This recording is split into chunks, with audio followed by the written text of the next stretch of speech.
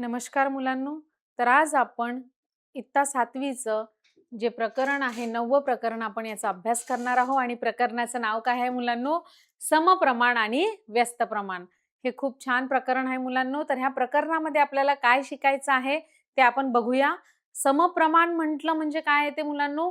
Equal quantity. आणि व्यस्त प्रमाण म्हटलं तर एक कमी होते तर एक जास्त होते. म्हणजे बघा मुलांनो, आपण समप्रमाण म्हटलं तर आपण बघूया.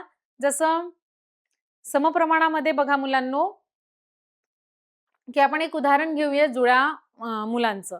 तर समजा जुळ्या मुलांमध्ये एकाच मुलाची समजा वाढ झाली तर ऑटोमॅटिक दुसऱ्या मुलाची पण काय होईल मुलांनो? वाढ होईल. हेच समप्रमाणाचं उदाहरण आहे. आणि व्यस्त प्रमाण म्हटलं तर बघा, तुम्ही बागेमध्ये जातच असाल मुलांनो, तर बागेमध्ये गेल्यावर तुम्ही बघा वेगवेगळ्या प्रकारची झुले असतात. तर त्याच्यात बघा एखादं झुलं तुम्ही म्हणजे आता सीसॉ बघितला असेल, तर सीसॉवर काय होते मुलांनो? एका साइडला समजा खालच्या बाजूला एक मुलगा बसला तर तो दुसरा साइड आहे तो कसा वर जातो. म्हणजे ते प्रमाण सारखं असते का? नाही. म्हणजे एकाची संख्या वाढली तर दुसऱ्याची संख्या काय होते? कमी होते. आणि एक कमी झाला तर दुसरा वाढतो. त्यालाच आपण व्यस्त प्रमाण म्हणतो. तर चला मुलांनो, याची आपण प्रस्तावना बघूया. आणि अभ्यासामध्ये आपण काय बघणार आहोत, याचा आज आपण जो अभ्यास करणार आहोत त्याच्यात प्रस्तावनामध्ये बघूया. बघा मुलांनो, मागील इत्तेमध्ये आपण शिकलेलो आहोत की दोन संख्यांची तुलना करून आपण दोन संख्यांची तुलना कशी करतात आणि तुलना करून गुणोत्तराच्या रूपामध्ये कसं लिहितात हे आपण इत्ता 6वी मध्ये शिकलेलो आहोत. आणि ह्या प्रकरणात आपल्याला शिकायचं आहे समप्रमाण आणि व्यस्त प्रमाण. तर स्पष्टीकरण बघूया मुलांनो. बघा, स्पष्टीकरणामध्ये बघा, समप्रमाणलाच काय म्हणतो आपण? डायरेक्ट प्रपोर्शन म्हणतो. म्हणजे बघा, आता इथे आपल्या समोर इथे काय दिसत आहेत? चार आपल्याला वर्तुळ दिसत आहेत, चार सर्कल्स दिसत आहे. तर बघा, चार सर्कल्स मध्ये बघा, इथे ही एक व्यास आहे, इथे किती? दोन व्यास दिसत आहेत मुलांनो. इथे बघा 1 2 3, इथे किती व्यास दिसत आहेत? व्यासांची संख्या 3 आहे. आणि इथे बघा मुलांनो, ह्या वर्तुळामध्ये व्यासाची संख्या किती आहे? 1 2 3 4. तर इथे चार व्यासांची संख्या आहे. तर प्रत्येक वर्तुळामध्ये जी व्यासांची संख्या दिसते ती कशी आहे मुलांनो? वेगवेगळी आहे. तर बघा, उदाहरण जे आपल्याला दिलेलं आहे, तर दिलेले चित्र पहा आणि वर्तुळात दाखवलेल्या व्यासांमुळे वर्तुळाचे झालेले भाग इथे दाखवलेले आहेत. तर बघा, इथे एक व्यासामुळे किती वर्तुळाचे भाग झालेले आहेत? 2 भाग झालेले आहेत. त्याच प्रकारे दुसऱ्या वर्तुळामध्ये बघा, ही एक व्यास आहे आणि ही दुसरी. ह्या दोन व्यासामुळे वर्तुळाचे किती भाग झालेले आहेत? 1 2 3 4 भाग झालेले आहेत. आणि सी जी आपण आकृती बघत आहोत, आकृती ए मध्ये बघा वर्तुळाचे 2 भाग झालेले आहेत. आकृती बी मध्ये आपण दोन जे जी आहे 2 व्यासांमुळे वर्तुळाचे 4 भाग झालेले आहेत. आणि आकृती सी मध्ये बघा, इथे व्यास किती आहेत? 1 2 आणि 3. तर 3 व्यासांमुळे इथे किती वर्तुळांचे भाग झालेले आहेत? 1 2 3 4 5 6. इथे किती भाग झालेले आहेत? 6 भाग झालेले आहेत वर्तुळाचे भाग 6, इथे 4, इथे वर्तुळाचे भाग 2 झालेले आहेत. आणि आकृती डी मध्ये बघा मुलांनो, इथे व्यासांची जी संख्या आहे ती किती आहे? 1 2 3 आणि 4. 4 व्यासांची संख्या दिलेली आहेत आणि 4 व्यासामुळे ह्या वर्तुळाचे किती भाग झालेले आहेत? 1 2 3 4 5 6 7 8. बघा, 8 असे वर्तुळाचे इथे भाग झालेले आहेत. म्हणजे व्यासांमुळे जे वर्तुळांचे भाग आहेत ते कसे झालेले आहेत? इथे वेगवेगळे झालेले आहेत. तर बघा, येथे व्यासांची संख्या व तयार होणाऱ्या वर्तुळांच्या भागांची संख्या याचा काही संबंध दिसून येत आहे का मुलांनो? तर याचा संबंध दिसून येत आहे. कारण व्यासांच्या संख्येनुसार त्या वर्तुळाच्या भागांची जी संख्या आहे ती कशी होते? व्हॅरी होत आहे, चेंज होत आहे. तर इथे बघा, आकृती ए मध्ये बघा, इथे आकृती ए मध्ये एका व्यासामुळे वर्तुळाचे किती भाग झाले आहेत मुलांनो? बघा, हा जो एक व्यास होता, ह्या एका व्यासामुळे वर्तुळाचा हा एक भाग झाला आणि हा एक भाग झालेला आहे. बघा, अशा प्रकारचा जो एक वर्तुळ होता त्या वर्तुळाचा आता आपण एका व्यासामुळे, व्यासाची संख्या आणि वर्तुळाचा भाग याचा संबंध आपल्याला इथे दिसत आहे मुलांनो. तर बघा कसा संबंध दिसत आहे. इथे एका आपण वर्तुळाचे समजा एक व्यास काढला तर एका व्यासामुळे इथे 1 आणि 2 असे 1 2 2 जे आहे वर्तुळाचे भाग झालेले आहेत. तर बघा आकृती ए मध्ये एका व्यासामुळे वर्तुळाचे 2 भाग झाले आहेत. तसंच बघा आकृती बी मध्ये, आता ही आकृती बी दिसत आहे तर इथे बी मध्ये 1 आणि 2 दोन व्यासामुळे वर्तुळाचे किती भाग झालेले आहेत मुलांनो? दोन व्यासांमुळे वर्तुळाचे 1 2 3 4 असे 4 भाग झालेले आहेत. बघा किती भाग झाले आहेत मुलांना? आपल्याला 4 भाग झालेले आहेत. तसंच सी आकृतीमध्ये बघा मुलांनो वर्तुळाचे जे भाग आहेत ते किती झाले होते? आपण सी आकृतीमध्ये आपण जो वर्तुळ घेतला होता त्याची आपण 3 व्यासांची संख्या जी आहे ती 3 घेतली होती. तर 3 व्यासांच्या संख्येमुळे इथे 6 भाग झाले होते. किती भाग झाले होते मुलांनो? 6 भाग झालेले होते. आणि आपण आता आकृती डी मध्ये बघत आहोत मुलांनो. तर आकृती डी मध्ये जो हा आपल्याला वर्तुळ दिलेला आहे, ह्या वर्तुळाची आपण 4 व्यासांमुळे किती भाग झाले आहेत ते आपण बघूया. तर 4 व्यासांमुळे इथे 8 वर्तुळाचे भाग झालेले आहेत. तर बघा आकृती डी मध्ये 4 व्यासांमुळे वर्तुळाचे जे भाग आहेत ते 8 भाग झालेले आहेत. कशा प्रकारे 8 झालेले आहेत ते आपण बघितलं आहे मुलांनो. तर याच्यातून जो संबंध आहे व्यासांची संख्या आणि वर्तुळाचे भाग याच्यात काय संबंध दिसत आहे मुलांनो बघूया. तर व्यासांची संख्या भागीला भागांची संख्या, त्याचं प्रमाण बघा 1/2 2/4 3/6 बरोबर 4/8. येथे व्यासांची संख्या व त्यामुळे झालेल्या भागांची संख्या याचे गुणोत्तर कसे आहे? स्थिर आहे. गुणोत्तर कसे आहे मुलांनो? स्थिर आहे. कारण बघा आपण ह्या आकृती ए मध्ये बघितलं मुलांनो तर इथे व्यासांची संख्या किती आहे? 1 आहे. व्यासांच्या संख्येमुळे झालेले भाग किती आहेत? 2 आहे. म्हणजे याचं आलं 1/2. बघा आकृती बी मध्ये इथे व्यासांची संख्या किती आहे? 1 आणि 2 म्हणून आपण लिहूया 2. आणि किती भाग झाले आहेत? 1 2 3 4. तर बघा इथे 2/4 झालेला आहेत आकृती बी मध्ये.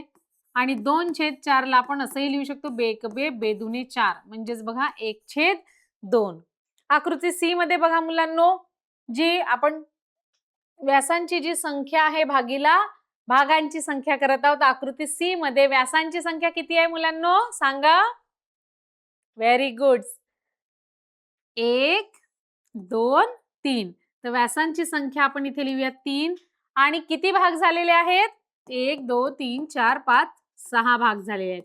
याला पण आपण कसं लिहू शकतो मुलांना बघा? 3 1 3 3 2 6 म्हणजे 1/2 लिहू शकतो. आणि आकृती डी मध्ये बघा मुलांनो इथे व्यासांची जी संख्या आहे ती किती आहे? 1 2 3 4. तर किती संख्या आहे मुलांनो? व्यासांची संख्या 4 आहे. आणि 4 व्यासांमुळे किती भाग झालेले आहेत मुलांनो? सांगा बघू तुम्ही. एक्झॅक्टली 8 भाग इथे झालेले आहेत मुलांनो. याला पण आपण असं लिहू शकतो 4 1 4 4 2 8 म्हणजे बघा 1/2. इथे पण बघा तर प्रत्येकांचे जे भाग आले आहेत बघा. आकृती ए चं पण जे प्रमाण गुणोत्तराचं प्रमाण आलं आहे 1/2 आलेलं आहे. आकृती बी चं सुद्धा 1/2 आहे. आकृतीची सी चं पण गुणोत्तर प्रमाण 1/2 आहे. आणि आकृती डी चं सुद्धा आपण जे प्रमाण लिहिलं 1/2 आहे. म्हणजेच बघा व्यासांची संख्या आणि त्यामुळे झालेल्या भागांची जी संख्या आहे याचे गुणोत्तर कसं आलंय मुलांनो? स्थिर आहे. याचं गुणोत्तर कसं आहे? स्थिर आहे. तर वरील उदाहरणात असे दिसते की व्यासांची संख्या वाढली. बघा व्यासांची संख्या वाढली तर वर्तुळाच्या भागांची संख्या सुद्धा वाढते. बरोबर आहे. म्हणजे कशाचं उदाहरण आहे मुलांनो? समप्रमाणाचं उदाहरण आहे. कारण इथे व्यासांची संख्या वाढली तर वर्तुळाच्या भागांची संख्या सुद्धा वाढली मुलांनो. व्यासांची संख्या आणि वर्तुळाच्या भागांची संख्या ह्या कशा आहेत? समप्रमाणात आहे. तर मुलांनो समजलं का तुम्हाला? समप्रमाणात आहे. आपलं जे प्रकरण आहे ते प्रकरणाचं नावच आहे की समप्रमाण आणि व्यस्त प्रमाण. तर आपल्याला समप्रमाण हे शिकायचं आहे मुलांनो. तर समप्रमाण म्हणजे काय आहे तुम्हाला समजलं का? की बघा आपण त्याच्यासाठी आपण हे वर्तुळाचं उदाहरण घेतलं होतं. आणि इथे बघा जे आपण वर्तुळाचं उदाहरण घेतलं म्हणजे जसं बघा आपण इथे वर्तुळ घेतला आणि वर्तुळासाठी आपण बघा एक व्यास टाकला. इथे व्यासाची संख्या किती झाली? 1 आहे. आणि एका व्यासामुळे इथे भाग जे आहेत ते किती झाले आहेत? 2 आहे. म्हणजे बघा व्यासाची संख्या, मग दुसऱ्या सर्कलमध्ये आपण काय केलं? व्यासांची संख्या आपण 2 केली.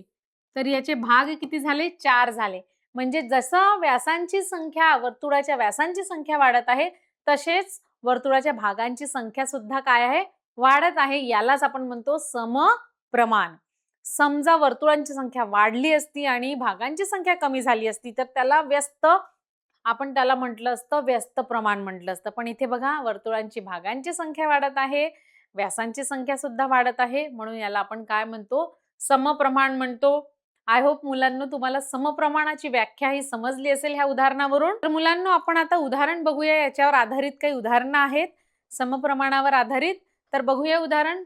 10 पेनांची किंमत ₹60 असेल, तर अशा 13 पेनांची किंमत किती रुपये असेल हे आपल्याला इथे काढायचं आहे मुलांनो. तर पहिले आपण उदाहरण बघून घ्यायचं की हे समप्रमाणाचं उदाहरण आहे की व्यस्त प्रमाणाचं उदाहरण आहे. तर बघा मुलांनो याच्यामध्ये पेनांची संख्या वाढत आहे, तर त्याची किंमत सुद्धा वाढत आहे. त्याच्यामुळे हे उदाहरण आहे समप्रमाणाचं. तर बघा इथे मुलांनो आपण 13 पेनांची जी किंमत आपल्याला इथे काढायची आहे, तर त्या किमतीला आपण मुलांनो आपल्याला ती किंमत माहित नाही आहे. आपल्याला 10 पेनांची किंमत ₹60 हे माहित आहे. पण 13 पेनांची, हे जे 13 पेन आहेत त्यांची किंमत किती आहे ते आपल्याला माहित नसल्यामुळे आपण त्याला समजा एक्स मानूया. त्याला आपण काय म्हटलंय? एक्स मानलेला आहे. आणि एक्स मानल्यानंतर आपण त्याचं काय करूया? गुणोत्तर लिहूया. बघा 13 पेनांची किंमत काढायची आहे, ती एक्स रुपये होईल असे आपण मानू. त्याला आपण काय मानलेलं आहे? एक्स रुपये मानलेला आहे. आणि बघा जसं पेनांची संख्या वाढत आहे, तर त्याची किंमत सुद्धा वाढत आहे, म्हणून हे समप्रमाणाचं उदाहरण आहे. आणि मग आपण काय करूया? पेनांची संख्या आणि किमतीचं गुणोत्तर आपण घेऊया आणि त्याची मांडणी करूया. तर बघा मुलांनो, मग हे उदाहरण कसं लिहूया आपण? 10/60 बरोबर 13/x. मग याचा तिरकस गुणाकार करूया मुलांनो. 10 गुणिला x, 10x बरोबर 60 गुणिला 13. तर 10 गुणिला x 10x झालेला आहे. याला बघा असं लिहायचं आपण 10 गुणिला x. हा झाला 10x आणि 60 गुणिला 13 करायचा आहे मुलांनो.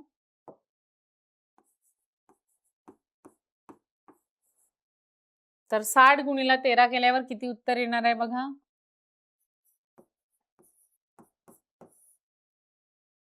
60 गुणिला 3 किती येईल मुलांनो? 180. त्याचे आपण 0 लिहूया. 18 हातचे घेऊया आणि 60 एक 60. 60 मध्ये आपण 18 मिळवूया मुलांनो. तर 780 हे उत्तर आपल्याला आलेलं आहे. म्हणजे 60 गुणिला 13 केल्यावर किती उत्तर आलंय मुलांनो? 780 हे आपलं उत्तर आलेलं आहे. मग आपण काय करूया? दोन्ही बाजूला 10 ने डिवाइड करूया. दोन्ही बाजूला आपण इथे लिहूया 10 ने डिवाइड करूया.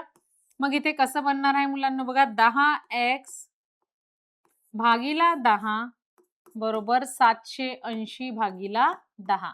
आपण काय केलेलं आहे? दोन्ही बाजूंना, उजव्या आणि डाव्या दोन्ही बाजूला आपण 10 ने भागलेला आहे. मग हे 10 आणि हे 10 कॅन्सल होईल. मग x बरोबर काय होईल मुलांनो? हा 0 कॅन्सल. 78. म्हणजे बघा 78 रुपये हे किंमत आलेली आहे. तर आपण मग शेवटी लिहूया की 13 पेनांची किंमत, कारण x म्हणजे आपण काय म्हटलेलं आहे की 13 पेनांची किंमत काढायची आहे, ती आपण x रुपये मानलेली आहे. म्हणून 13 पेनांची किंमत किती आली मुलांनो? 78 रुपये आलेला आहे. नक्कीच मुलांनी हे उदाहरण तुम्हाला समजलं असेल, कारण ह्या ज्या स्टेप्स आहेत आपण ते मागच्याच इत्तेमध्ये शिकलेलं आहे की कशा प्रकारे सोडवतात. फक्त अशा प्रकारची उदाहरणं परीक्षेमध्ये आलेत, आपण ते बघायचं मुलांनो की समप्रमाणाचं आहे की व्यस्त प्रमाणाचं आहे, आणि त्याच्यानुसार मग आपण पद्धतीने स्टेप वाईज सोडवायचं. तर बघूया मुलांना याचं स्पष्टीकरण आपण बघूया. इथे बघा आपल्याला 13 पेनांची किंमत काढायची होती, त्याला आपण x मानलेला आहे. पेनांची संख्या आणि त्याची किंमत समप्रमाणात असल्यामुळे त्याचे गुणोत्तर मांडून आपण समीकरण मिळवूया. तर बघा इथे 10/60 बरोबर काय येईल मुलांनो? 13/x. मग याचा तिरकस गुणाकार केला आहे.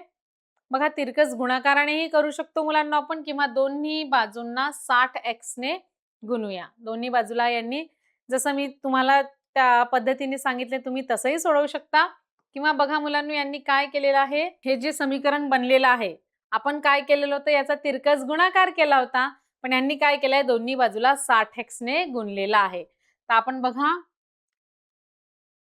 इथे 60x ने समजा गुणलं, 10/60 याला दोन्ही गुणीला 60x, 60x ने गुणूया बरोबर 13/x गुणीला 60x.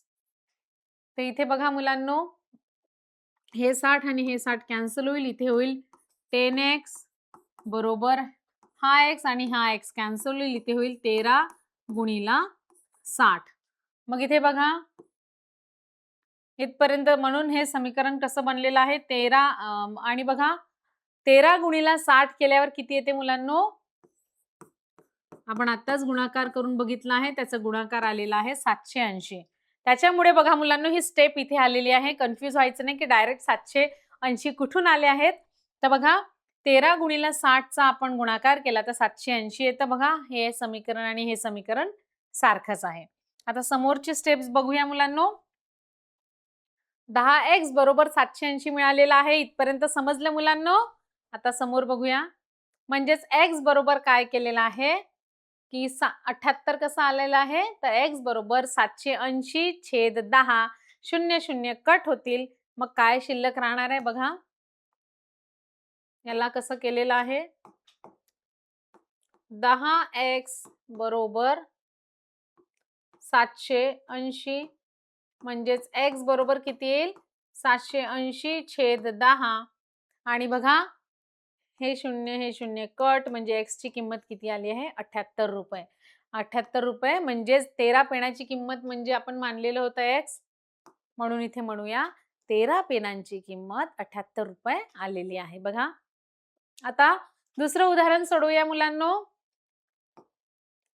7 किलोग्राम कांदे, 7 किलोग्राम कांदे 140 रुपयांना, तर 12 किलोग्राम कांदे किती रुपयाला मिळतील. बघा 7 किलो कांद्याची आपल्याला किंमत दिलेली आहे आणि 12 किलो कांदे कितीचे होतील हे आपल्याला काढायचं आहे. तर इथे सुद्धा सांगा मुलांनो, काय करूया आधी आपण.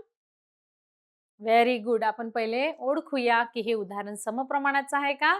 तर बरोबर, कारण इथे कांद्यांची जे किंमत वाढत आहे, कांद्यांची संख्या वाढली की त्याची किंमत सुद्धा वाढत आहे, म्हणून हे समप्रमाणाचं उदाहरण आहे.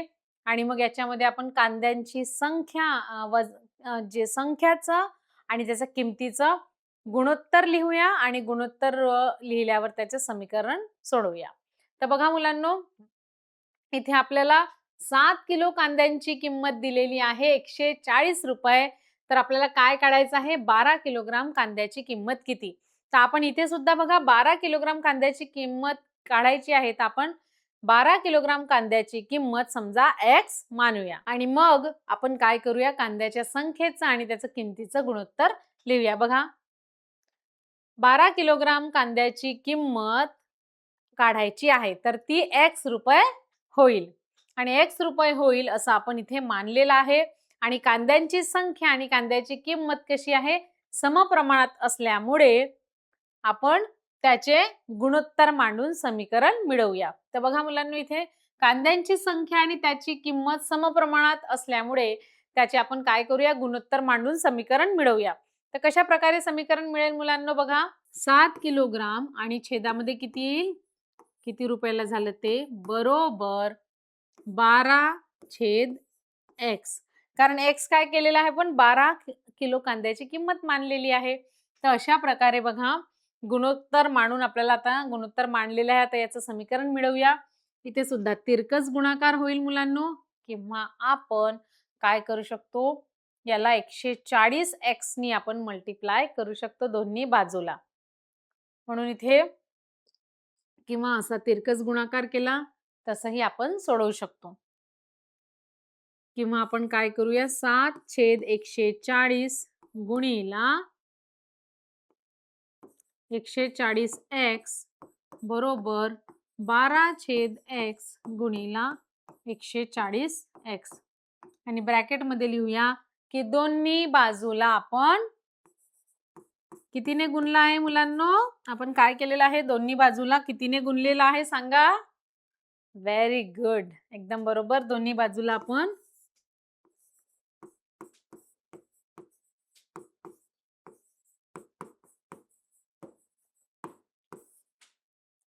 140x ने गुणलेला आहे. आपण जी क्रिया करतो ती मेन्शन करायची मुलांनो. इथे 140 ने आपण काय केलेलं आहे? मल्टिप्लाय केलेला आहे. मग आता बघा हे 140 आणि हे 140 कॅन्सल होईल. तसंच हा x आणि हा x कॅन्सल होईल. मग इथे काय शिल्लक राहील? 7 गुणिला x म्हणजे 7x बरोबर 12 गुणिला 140 हे शिल्लक राहणार आहे मुलांनो. आता याच्यावरून आपण x ची किंमत आपल्याला काढायची आहे. तर आपण काय करूया? 12 गुणिला 140 करूया मुलांनो. तर बघा याचा गुणाकार किती येईल?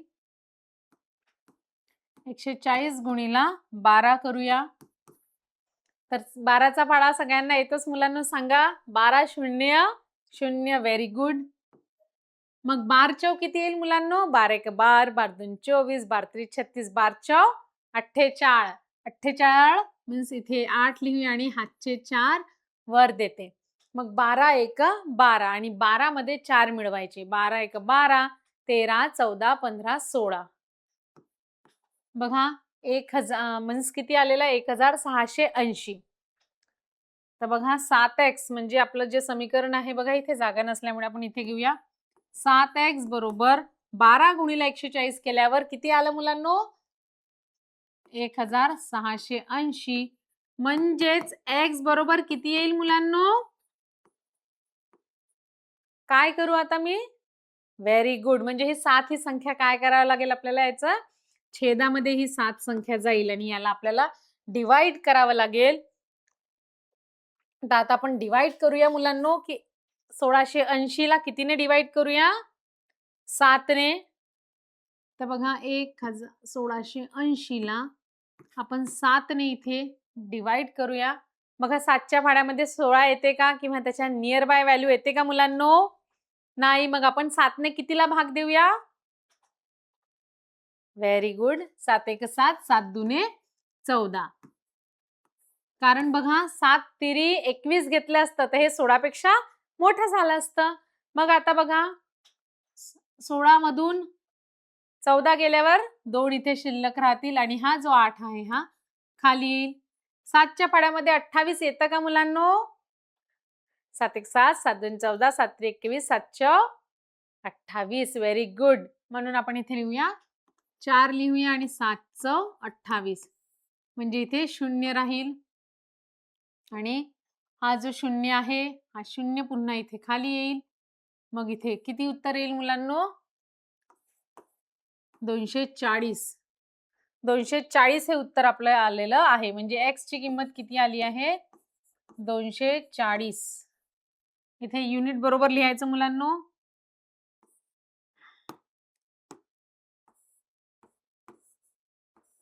₹240.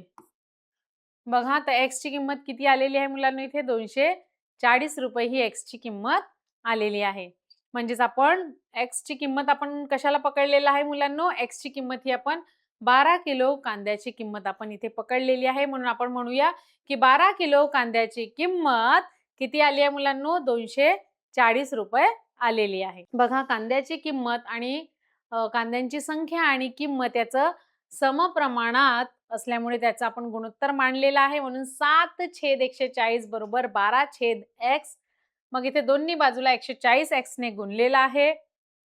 त्याच्यानंतर बघा गुणल्यानंतर मग x बरोबर किती आलेलं आहे मुलांनो? 12 गुणिले 140 केला आहे आणि छेदामध्ये 7. तर बघा 12 गुणिले 140 याचा गुणाकार करायचा आणि गुणाकार केल्यावर बघा 7 ने त्याला मल्टिप्लाय करायचं आहे, सॉरी डिवाइड करायचं आहे. आणि आपण ही क्रिया मी तुम्हाला आताच करून दाखवली आणि उत्तर किती आलं होतं मुलांना आपलं? त्याला 7 ने भागल्यावर 240 हे उत्तर आलं होतं मुलांनो.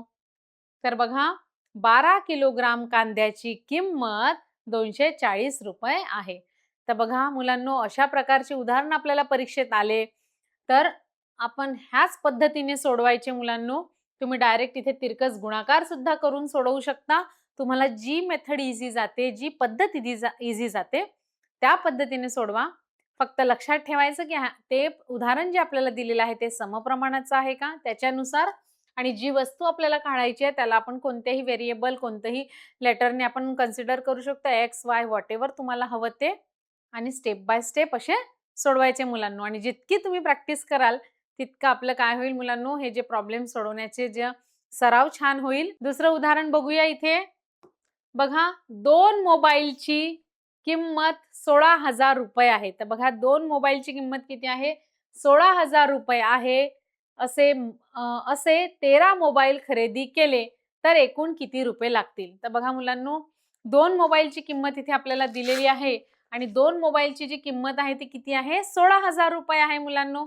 तर असे 13 मोबाईल समजा आपण विकत घेतले तर आपल्याला किती रुपये लागतील हे आपल्याला ह्या प्रश्नामध्ये विचारलेलं आहे. तर बघा, 2 मोबाईलची किंमत इथे 16,000 रुपये आहे.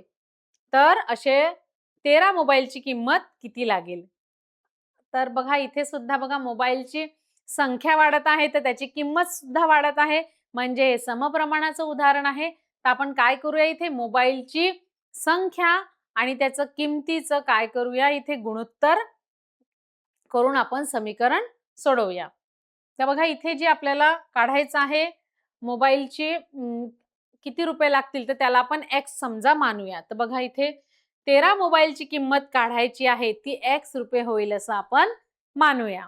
आणि मग त्याच्यानंतर आपण काय केलं आहे मुलांनो, मोबाईलची संख्या आणि किंमत हे समप्रमाणात असल्यामुळे त्याच्याशी आपण त्याचं गुणोत्तर घेऊन मांडणी करूया. म्हणजे बघा 2 मोबाईलची संख्या आणि त्याची किंमत किती आहे? 16,000 रुपये बरोबर 13 मोबाईलची किंमत किती मानलेली आहे आपण इथे? एक्स मानलेली आहे. आता बघा हे वही काढा मुलांनो आणि वहीमध्ये सोडवा चला, की हे जे समीकरण आपल्याला मिळालेलं आहे याला सोडूनच आपल्याला याला सॉल्व्ह केल्यावर आपल्याला एक्स ची किंमत मिळेल. आणि एक्स म्हणजेच आपण काय कन्सिडर केलेलं आहे की 13 मोबाईलची किंमत आपल्याला शोधायची आहे त्याला आपण एक्स कन्सिडर केलेला आहे. तर इथे बघा तिरकस गुणाकार करू शकतो किंवा 16,000 ने आपण दोन्ही बाजूला आपण इथे मल्टिप्लाय करू शकतो 16,000 एक्स ने. तर बघा आपण दोन्ही बाजूला 16,000 एक्स ने मल्टिप्लाय करूया. म्हणजे बघा 2 भागीला 16,000 बघा 2 छेद 16,000 याला आपण काय करूया गुणूया. कशाने गुणूया मुलांनो? दोन्ही बाजूला कशाने गुणलं आहे सांगा? कोणत्या संख्येने आपल्याला गुणावं लागेल इथे हे समीकरण सोडवायसाठी? Very good. समीकरण आपल्याला बनवायचं आहे तर हे गुणोत्तर सोडवायसाठी आपल्याला दोन्ही बाजूला 16,000 एक्स ने म्हणून इथे लिहूया 16,000 एक्स बरोबर 13/x गुणिला 16,000 एक्स. तर इथे काय कट होईल? Very good. हे 16,000 ह्या 16,000 सोबत कट होतील आणि हा एक्स सोबत कट होईल. मग इथे काय शिल्लक राहील 2 गुणिला एक्स 2x बरोबर 13 गुणिला 16,000 शिल्लक राहणार आहे. मग आपण काय करूया 13 गुणिला 16,000 यांचा गुणाकार करूया मुलांनो. तर बघा 16,000 गुणिला 13 याचा गुणाकार किती येईल मुलांनो? 13 0 0 13 0 0 13 0 0. बघा 13 सख किती होतात मुलांनो? बघूया 13 सख